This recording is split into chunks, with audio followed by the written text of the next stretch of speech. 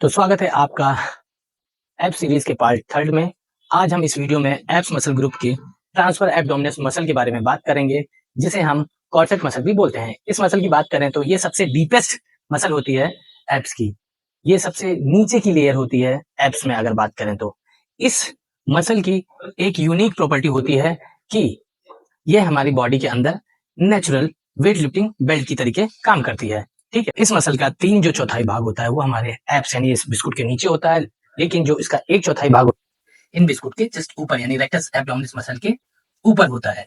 ठीक है, आप कंफ्यूज हो रहे होंगे। तो जैसे ये हमारा बेल्ट की तरीके ट्रांसफर एब्डोमिनस मसल हो गई, ये इसका लेटरल हिस्सा हो गया यानी ये वाला साइड, ये वाला, और ये फ्रंट वाला हो गया। ठीक है, ये आपको दिख रहा होगा इसका 1/4 1/4 1/4 3/4 जो पार्ट है उसमें ऊपर से हमारे जो एब्स यानी बिस्कुट है वो दिखते हैं, लेकिन जो 1/4 पार्ट है ट्रांसफर एब्डोमिनस का वो हमें नीचे से इतना दिखता है 1/4। और कुछ ऐसे जैसे ये एब्स मसल है, ये ट्रांसफर एब्डोमिनस मसल है, ये आके कुछ यू इसमें घुस जाता है यानी इंसल्ट हो जाता है, तो कुछ यूं दिखता है। ये आपने देखा होगा जो आपके नाभि के नीचे एक फ्लैट सी सरफेस होती है उसे वो ट्रांसफर एब्डोमिनस की होती है, और उससे ऊपर इसकी सिक्स पैक जो एब्स होते हैं उसकी होती है। आई होप आपको अच्छे से समझ में आ गया होगा।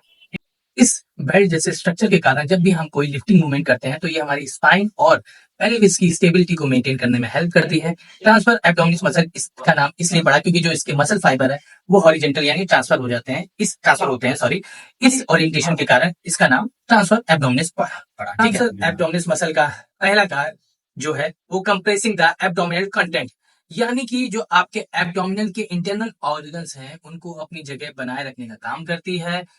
ये इसलिए कर पाती है क्योंकि जो इसका स्ट्रक्चर है वो बेल्ट की तरीके होता है। दूसरा इसका काम एज ए रेस्पिरेटरी मसल की तरीके काम करती है, ये हवा को हमारे लंग से फोर्सफुली बाहर निकालने का काम करती है, plus intra abdominal pressure create करने में हेल्प करती है।